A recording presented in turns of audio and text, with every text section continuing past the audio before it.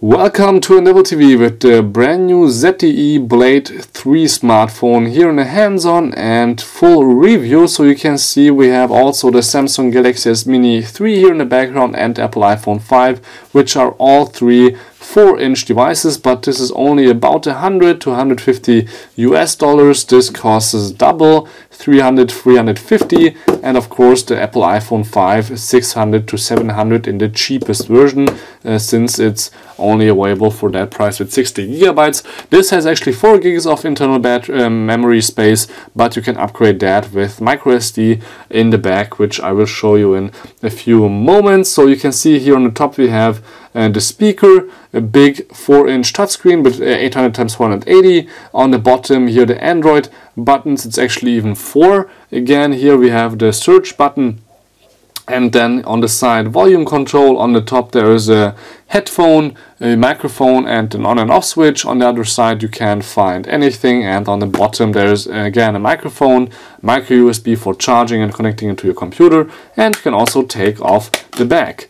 You can see on the back we have a few fingerprints, but not too many, since this is, has a rubber feeling and it feels really sturdy, a lot better than, for example, the Samsung Galaxy S3 Mini, which is a glossy, high gloss finish here on the back, and it doesn't feel too good in your hand without the protector case. This is quite beautiful. Then on the inside, on the back, of course, on the bottom the speaker holes, as you're able to see back here. Then we have standard SIM card reader, micro SD card reader. As I said, 16 gigs are right now inside, and we have a 1500 milliamp battery, which is not only huge, but the battery life is quite good on this device. My colleague told me he has it running it for 1 week now, and the battery life is above 50%.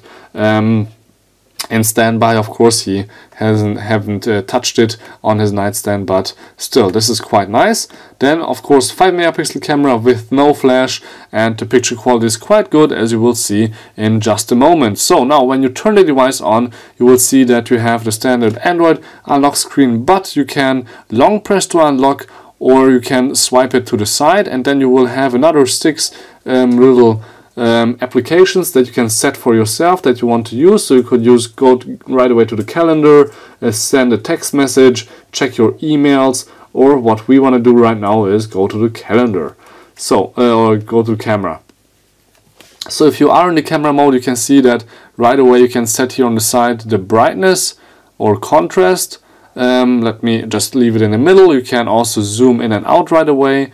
You can hit the screen for focusing, so you can see now the Samsung logo is in focus, but you could focus somewhere else also, which is of course quite nice. Let me zoom out a little bit and just leave it like that. You can set a few things here inside the menu, like for example what kind of focus mode you want, and of course you can switch also to video mode, where you can record VGA videos, which is a 640 x 480 resolution. But here it's actually a little even faster. But now you can actually see that the screen from the top isn't that quite greatly visible. You can not see much if you look at it from the top.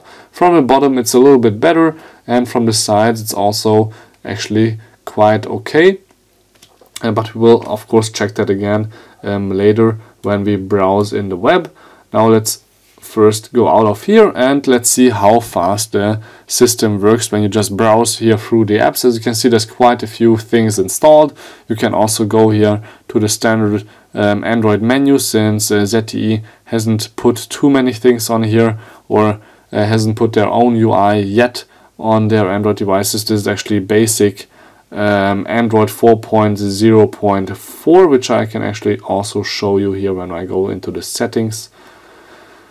Go all the way to the bottom, about phone. You can see here again ZTE Blade 3 4.0.4, and the battery level is at 23% right now, after maybe more than 1 week of standby, leaving it on the nightstand. So what we want to do next is play a little game of Jetpack Joyride.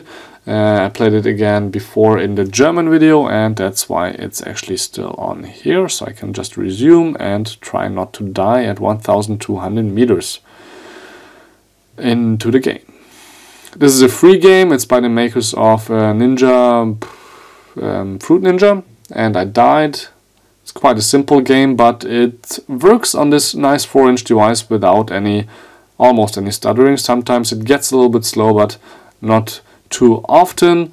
And what we can do now is go, of course, into the browser and try something like our American website, techhive.com. Go. So let's see what happens when we open that up. You will see the browser. Actually, we're able to see the keyboard. We will go a little bit into detail of the keyboard in just a second. First, and we will check out a little bit the browser, how fast you can browse here with this 4-inch device. And while the website is actually loading, you can see here that the Samsung Galaxy S3 Mini has exact the same size, but when you put them onto each other, you will see that the S3 Mini has a little bit more of round edges, and the ZTE more of well, not round edges. And the iPhone 4, or actually iPhone 5, has a 4-inch screen, is higher than the ZTE Blade, but in terms of thickness they are about the same. Of course, I have now a case on the iPhone, but it's still quite well, fair comparison as far as I would say. And compared here in terms of thickness with the Samsung Galaxy S3 Mini, you can see that the S3 Mini is a little bit slimmer, but it's double the price, so that's totally okay. So as you can see here, techhive.com works quite fast. You can browse through here. Zooming is also working totally fine. You can flip the screen also, doesn't take long to flip. Of course it needs to load again a little bit, but then you can still browse through here and zoom in and out quite easily. I can go also into an article. We are on the web via Wi-Fi right now, so you can just go inside here, wait a little bit, of course, till it loads up. There's actually no camera in the front, which is too bad, but there is some sensors probably somewhere here, but you can't really see them.